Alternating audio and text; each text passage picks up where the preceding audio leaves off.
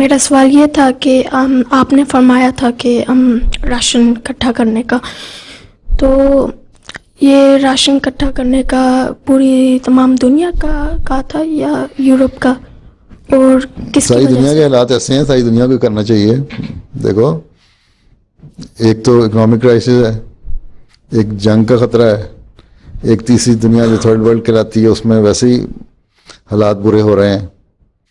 इसलिए हर एक को कुछ ना कुछ कर। अब तो यहाँ भी इकोनॉमिक थिंक टैंक जो है वो कहने लग गए हैं कि कोई पता नहीं, तुम एक दिन उठो तो देखो जाके स्टोरों में जाओ ना, एसडा भी खाली पड़ा और टेस्को भी खाली पड़ा और बाकी भी खाली पड़े हों।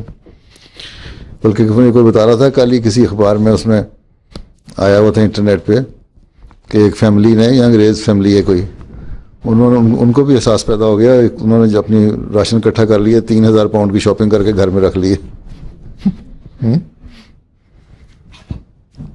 तो हर एक कोई करना चाहिए एहतियातन 2-3 महीने का राशन।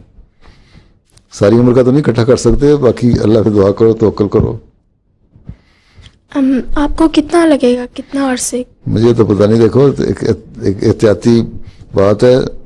अमूमन इतने अरसे में फिर ये जो होना है, इस किस्म के जितने आजकल वेपन्स हैं दुनिया के पास, वो लंबी जंग तो होनी नहीं। अगर हुए तो पागलपन में किसी ने कोई इस्तेमाल कर दिया, खुदा न खास्ता कोई बम बड़ा, तो जंग तो 2-4 दिन में ख़त्म हो जानी है। उसके बाद फिर आदमियों ने लकड़ियाँ ही जलानी है, फिर तो तुम्हें ना गैस मिलेगी ना केरोसिन मिलेगा। ये डिपेंड करता है कितनी जल्दी पागल होते हैं ये लोग।